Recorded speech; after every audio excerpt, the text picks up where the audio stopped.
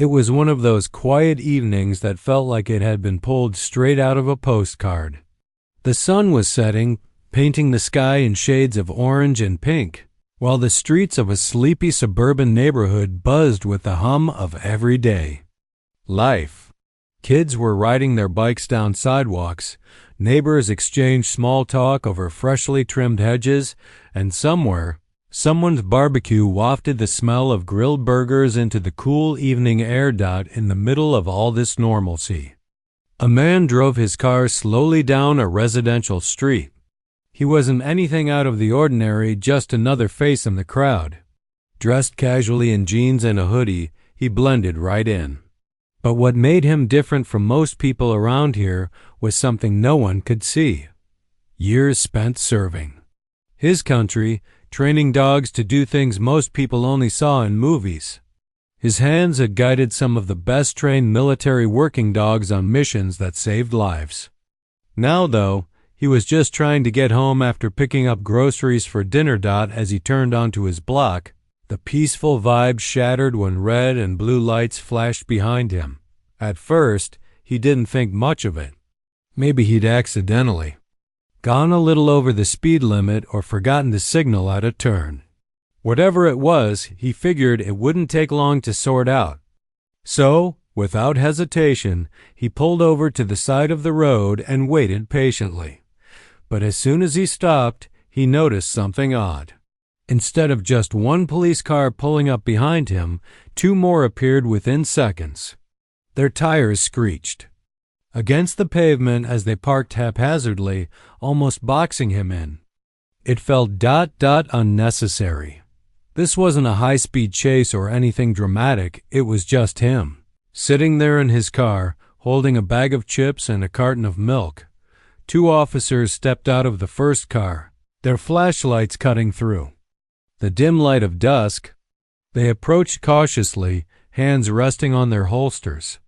One of them tapped on the window with the edge of his flashlight, motioning for the driver to roll it down. License and registration, the officer said sharply, his tone clipped and authoritative. There was no warmth in his voice, no attempt at friendliness. Just an order. The man complied immediately, fumbling slightly as he reached for his wallet and paperwork. He kept his movements slow and deliberate, making sure not to give anyone a reason to panic. After all, he knew how these situations could escalate if people got nervous. Still, he couldn't shake off the uneasy feeling creeping up his spine. Something about the way the officers looked at him, like he was already guilty of something, felt wrong. Before he could even hand over the documents, the second officer chimed in. "We got reports of a suspicious vehicle matching your description. Mind stepping out of the car?" Now this was where things started to feel strange. Suspicious him? All he'd done was drive home after grabbing some groceries. Sure, his car might be older, and yeah, it was dark-colored, but that didn't exactly scream criminal mastermind. Despite the growing knot in his stomach, he nodded and stepped out of the car, keeping his hands visible and raised slightly, to show he wasn't hiding anything. That's when things really took a turn. More squad cars arrived, sirens blaring, flooding the quiet neighborhood with noise and chaos. Neighbors peeked out of their windows, curious about what was going on.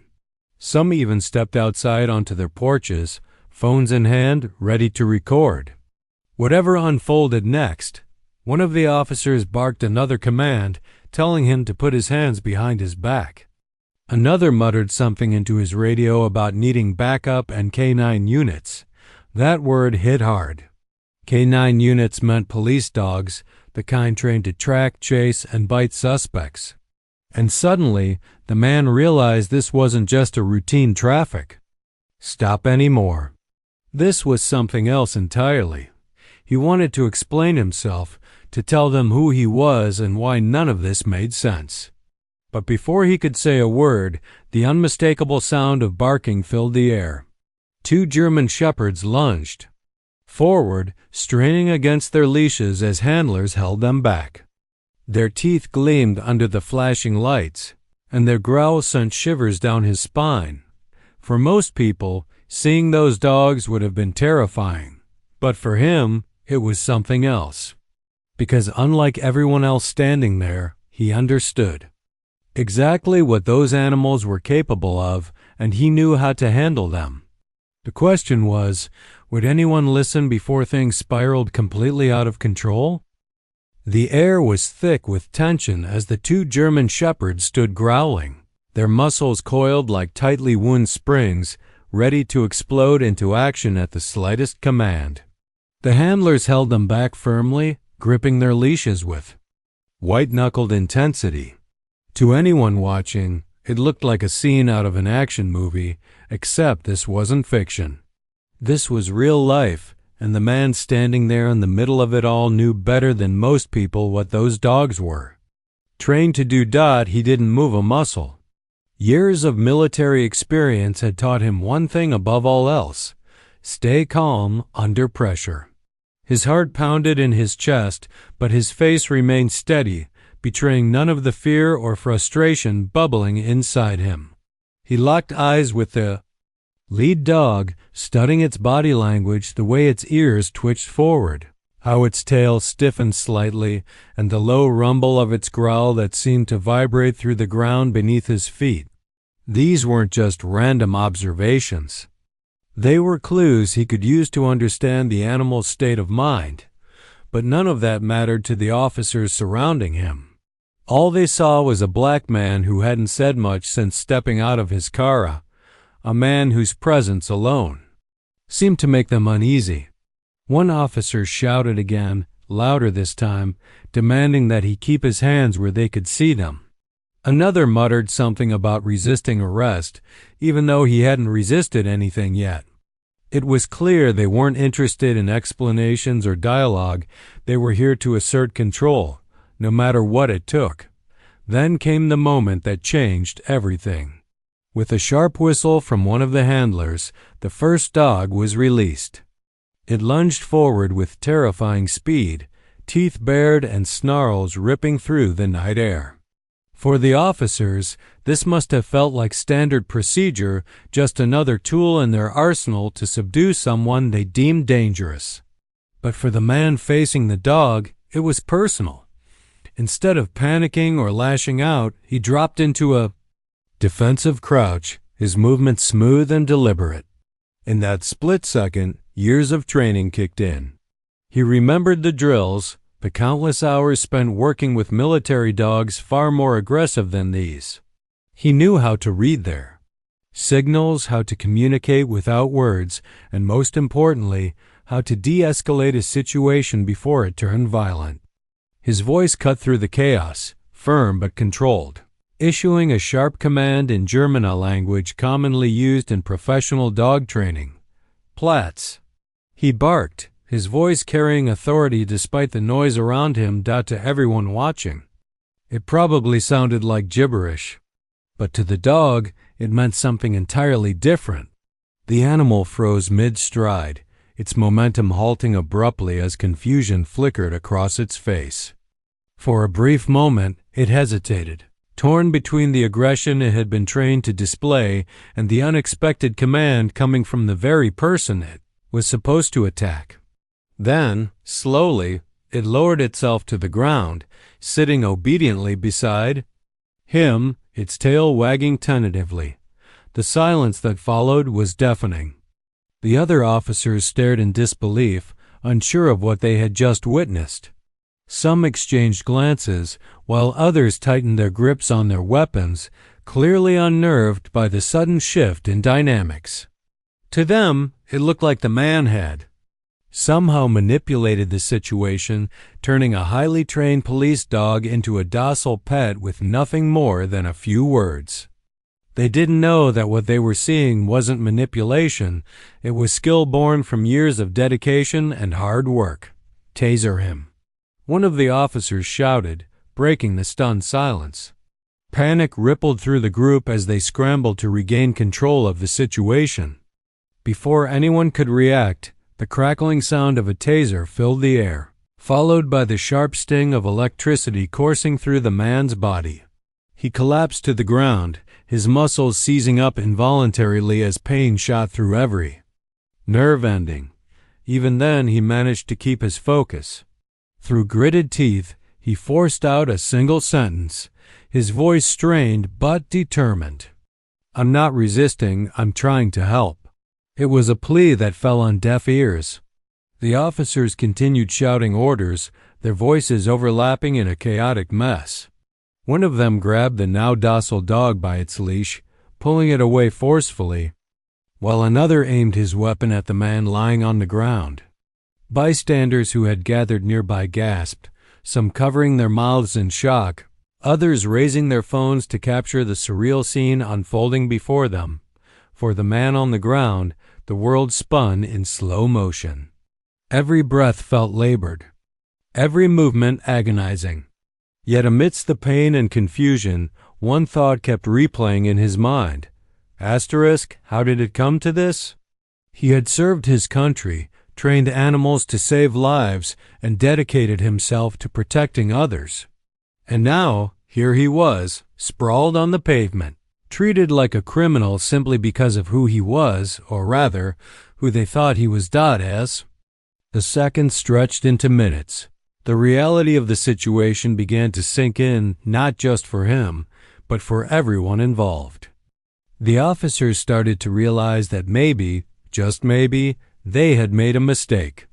The bystanders filming the incident whispered amongst themselves, their initial curiosity giving way to anger and disbelief. And somewhere deep down, the man allowed himself a small spark of hope. Hope that this wouldn't end the way it had started. Hope that someone, somewhere, would listen.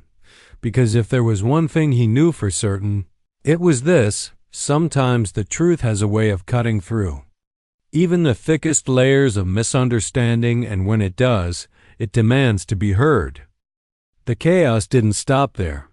As the man lay on the ground, still recovering from the jolt of the taser, the situation spiraled further out of control. One officer shouted orders while another tried to pull the now docile German Shepherd away, its leash taut in his grip. The dog seemed confused, glancing back and forth between its handler and the man who had somehow managed to calm it with just a few words. It was as if the animal itself couldn't decide what it was supposed to do next. Meanwhile, the crowd of bystanders grew larger by the second. Neighbors who had initially stepped outside out of curiosity were now fully engaged, their phones capturing every moment of the unfolding drama. Some whispered among themselves, shaking their heads in disbelief, while others called out to the officers, demanding answers. "What's going on here?" One woman yelled, her voice trembling with frustration. "Why are you treating him like this?" The officers ignored the growing unrest around them, focusing instead on regaining control of the situation, or at least trying to. But the more they barked commands and waved their weapons, the tenser things became. The man on the ground, still struggling to catch his breath, could feel the weight of everyone's eyes on him. He knew he had to say something, anything, to break through the confusion before it escalated even further. Summoning every ounce of strength left in his body, he forced himself to sit up, wincing as pain shot through his muscles. His voice came out hoarse but steady.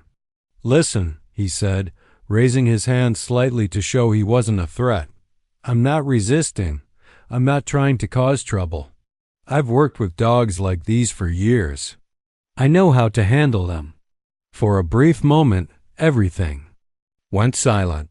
The officers exchanged uneasy glances, unsure of whether to believe him or dismiss his words as an attempt to distract them. One of them, a younger guy with wide eyes, seemed hesitant, almost guilty, but quickly masked it with a stern expression. Another, older and burlier, stepped forward, pointing his baton directly at the man. "You think we're just going to take your word for it?" he snapped. "Who are you supposed to be, some kind of expert?" It was a fair question, though the tone made it clear they weren't interested in hearing the answer. Still, the man didn't hesitate. "Yes," he replied firmly. "That's exactly who I am." I spent years in the military training working. Dogs? Ask anyone who knows anything about canine units. They'll tell you that language matters, commands matter.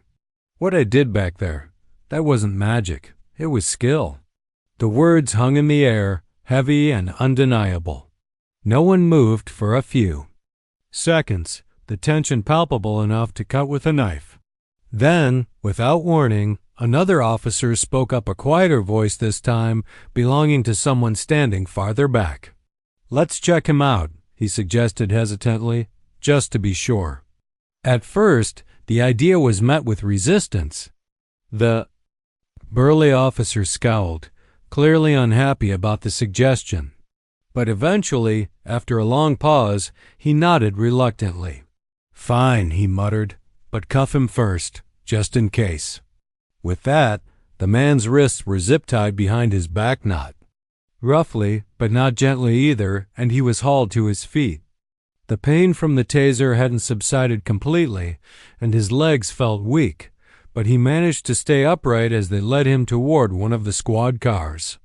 The crowd murmured again, louder this time, their outrage evident. Someone shouted, "This is wrong," while another demanded to know why no one had asked questions before jumping to conclusions.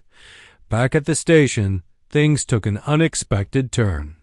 Once inside, the man was placed in a holding area where he waited anxiously for what felt like hours. Eventually, a detective arrived, a middle-aged woman with sharp eyes and a no-nonsense demeanor. She introduced herself briefly before getting straight to the point. "Tell me everything," she said, pulling out a notepad. "Start from the beginning." So he did. He explained his background, detailing his years in the military and the specialized skills he'd acquired during his service. He described the countless missions where he'd relied on dogs to sniff out explosives, track suspects, and protect his team. He talked about the bond he shared with those animals, how trust and communication were the foundation of their partnership. And finally, he recounted the events of the night, emphasizing that his actions hadn't been about defiance. They'd been about preventing harm to both the dogs and the people involved. As she listened, the detective's expression softened, ever so slightly. When he finished speaking, she leaned back in her chair, tapping her pen against the edge of the table. "Okay," she said after a moment. "Let me look into this." True to her word, she did. Within hours, calls were made, records were checked, and confirmation came flooding in. The man's story checked out.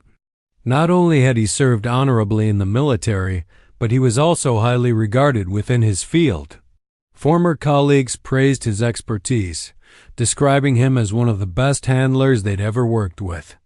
Even higher-ups vouched for his character, calling him a model soldier and a natural leader. When the news reached the rest of the department, reactions varied. Some officers were defensive, insisting they had followed protocol and done nothing wrong. Others looked visibly ashamed, realizing too late that their assumptions had led to a massive misunderstanding. A few even approached the man personally, offering apologies and expressing regret for how things had unfolded. But perhaps the most surprising reaction came from the K-9 unit handlers themselves. They had watched the video footage of the incident dozens of times, analyzing every detail. To them, it was clear that the man had known exactly what he was doing when he issued that command in German. Rather than viewing him as a threat, they saw him as someone who understood their world, a rare breed of civilian who spoke the same language, figuratively and literally. One of the handlers, a grizzled veteran with decades of experience under his belt, sought him out later that evening. "You handled my boy pretty well out there," he admitted gruffly, referring to the German shepherd that had lunged at him earlier. "Not many people could have pulled that off." The man nodded, accepting the compliment with quiet dignity. "He's a good dog," he replied simply. "He just needed someone to talk to him." By the time official apologies were issued, The story had already begun to spread beyond the walls of the police station. News outlets picked up on the incident, interviewing neighbors who had witnessed the arrest and sharing clips of the viral videos circulating online. Social media lit up with debates about racial profiling, police accountability, and the treatment of veterans. For better or worse, the man found himself at the center of a national conversation, one he hadn't asked for but couldn't ignore. Despite everything, he chose to remain calm and composed. He declined requests for interviews at first, wanting time to process what had happened. But deep down, he knew this was bigger than him. This wasn't just about one bad night. It was about patterns, systems, and attitudes that needed to change. And if sharing his story could help spark that change, then maybe, just maybe, it would all be worth it. As the hours ticked by, the man sat alone in a quiet corner of the station, staring at the wall but seeing something far beyond it. He thought about the dogs, the officers, the bystanders, and the countless others whose lives intersected with moments like this every day. He thought about the power of understanding, empathy, and second chances. And he thought about the road ahead, knowing full well that healing wouldn't come easy for him, for the community, or for the system itself. But he also knew one thing for certain: silence wouldn't fix anything. If there was any hope of moving forward, it would start with speaking up, even when it hurt. The next morning, the story exploded. By sunrise, news outlets had picked up the incident, turning it into a headline-grabbing tale that dominated social media feeds and TV screens across the country. The video clips captured by bystanders painted a vivid picture: flashing police lights, barking dogs, a man lying on the ground after being tased, and most shockingly, a German shepherd obeying commands in German from someone the officers were supposedly trying to arrest. It was raw, emotional, and impossible to ignore. For the man at the center of the storm, waking up felt surreal. He hadn't slept much the night before, his mind replaying every detail of what had happened over and over again. The pain from the taser had dulled to an ache, but the emotional toll lingered heavily. As he scrolled through his phone, seeing hashtags like #JusticeForVeteran and #PoliceAccountability trending online, he realized just how big this had become. Strangers were sharing their outrage, posting supportive messages, and calling for change. Some even compared him to a real-life hero, a veteran who had risked his life overseas only to face injustice back home. But while the public rallied behind him, not everyone saw things the same way. Critics argued that the officers were simply doing their jobs, following protocol in a tense situation where they couldn't afford to take chances. Others pointed out that the man's actions, dropping into a defensive crouch, issuing commands in German, could have been misinterpreted as threatening, especially given the circumstances. Debates raged online, with some defending law enforcement and others condemning systemic issues like racial profiling and lack of proper training. Amidst all the noise, the man stayed quiet for now. He turned off his phone, needing space to think. Apologies from the department had come quickly once his military credentials were verified, but those words didn't erase the trauma of the experience. Still, he knew he couldn't stay silent forever. This wasn't just about him anymore. It was about something bigger. If he could use his platform to shine a light on problems within the system, maybe, just maybe, he could help prevent similar incidents from happening to someone else. A few days later, the city organized a press conference to address the growing controversy. Local officials stood side by side with senior police officers, reading prepared statements about accountability, transparency, and reform. They acknowledged mistakes had been made and promised to implement new policies aimed at preventing future misunderstandings. But when reporters pressed them for specifics, details were scarce. Phrases like ongoing investigation and internal review were Repeated so often they started to sound hollow. That's when the man decided to speak up. Standing beside his lawyer, he faced a room packed with cameras and microphones. His expression calm but resolute. "I don't want anyone to lose their job over this," he began, his voice steady despite the weight of the moment. "What I want is for us to learn from this. To talk openly about why these kinds of situations happen and how we can stop them." He went on to share his perspective, not as a victim seeking revenge, but as someone committed to finding solutions. He spoke about the importance of communication between civilians and law enforcement, emphasizing that assumptions based on appearance or stereotypes could lead to dangerous outcomes. He also highlighted the need for better education among officers, particularly when dealing with specialized skills like dog handling or military training. Imagine if the officers that night had taken a second to ask questions instead of jumping. "Straight to force," he said, pausing to let the words sink in. Would any of this have happened? Probably not. And that's something we can fix, not tomorrow, maybe not even next year, but step by step if we're willing to try. Hisse. Words struck a chord. People listened not because he was perfect or because he claimed to have all the answers, but because he came across as genuine. Here was a man who had every reason to be angry, bitter, or resentful, yet he chose to focus on progress rather than punishment. His message resonated deeply, sparking conversations far beyond the walls of the press conference. In the weeks that followed, invitations poured in from organizations eager to hear more. Community groups, advocacy networks, and even law enforcement agencies reached out, asking him to share his insights and experiences. At first, he hesitated. Public speaking wasn't his forte, and reliving the incident over and over again wasn't easy. But eventually, he agreed, seeing it as an opportunity to make a difference. One of his first engagements was with a local police department's K-9 unit. Sitting in a small conference room filled with handlers and their dogs, he opened up about his background, explaining the nuances of working with highly trained animals. He demonstrated techniques for de-escalation, showing how simple changes in tone, posture, and language could alter the course of an interaction. The handlers watched intently, many nodding along as they recognized parallels between his methods and their own practices.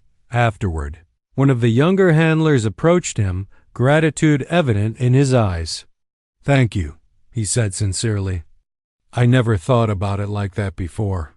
We train our dogs to react fast, but sometimes slowing down might actually keep everyone safer." Moments like these gave him hope. Change wouldn't happen overnight, but it was happening one conversation, one workshop, one connection at a time. He began partnering with advocacy groups focused on police reform, helping design programs aimed at improving interactions between officers and civilians with unique skill sets. He also worked closely with veteran support organizations, ensuring that former service members received the resources and recognition they deserved. Still, there were challenges. Some critics dismissed his efforts as naive, accusing him of letting the officers off too easily. Others argued that systemic issues ran too deep to be solved by goodwill alone. And then there were the nights when sleep eluded him, memories of the arrest creeping back and uninvited. But through it all, he held on to one guiding principle: progress, no matter how small, was worth fighting for. As months passed, the initial frenzy surrounding the incident began to fade, replaced by quieter, more meaningful work. The man continued, advocating for change, using his story not as a weapon but as a bridge.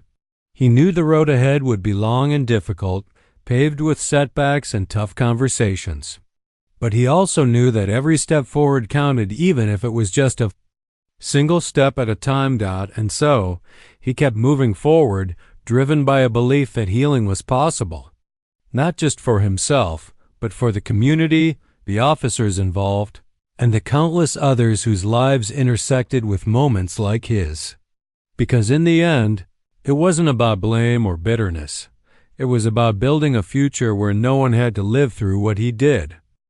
Months had passed since that chaotic night, but its echoes still lingered not just in the man's life, but in the community and beyond. The incident had become a turning point for many, sparking conversations that refused to fade away. What started as a single moment of misunderstanding had grown into something much larger, a movement toward understanding, accountability, and change. For the man at the heart of it all, healing wasn't easy. There were days when the memories crept back in, uninvited and unwelcome. He'd be sitting quietly at home, flipping through channels or reading a book, when suddenly the sound of barking dogs or flashing lights would trigger a wave of anxiety. His body would tense up, his hands trembling slightly as if he were reliving the moment all over again. On those nights, sleep felt impossible, and he'd find himself pacing the room, trying to shake off the weight of what had happened. But even on the hardest days, he reminded himself why he couldn't give up. The support he'd received from strangers' messages of encouragement, offers of help, even simple words like, "We see you," kept him going.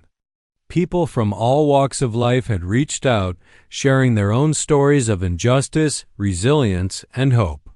Some were veterans who understood the pain of being misunderstood after serving their country. Others were civilians who had faced similar encounters with law enforcement, feeling powerless and voiceless. Their collective voices became a reminder that this fight wasn't just about one person. It was about everyone who deserved better.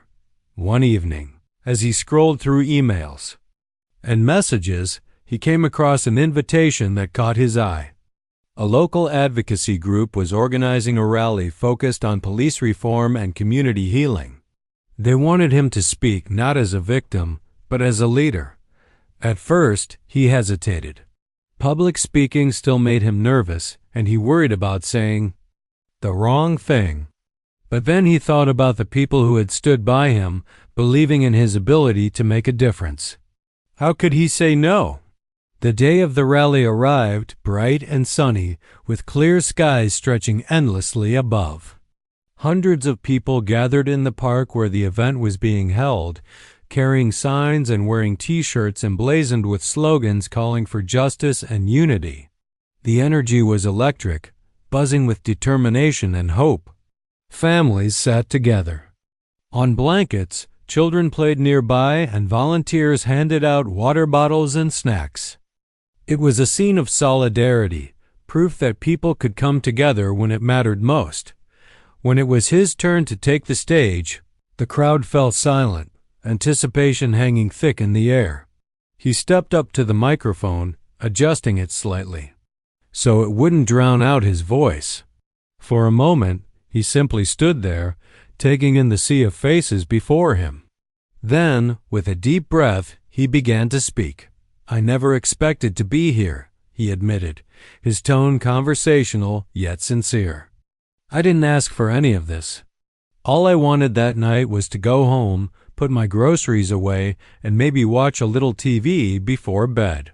Instead, I ended up lying on the ground, tased and surrounded by police dogs, wondering how things had gone." So wrong?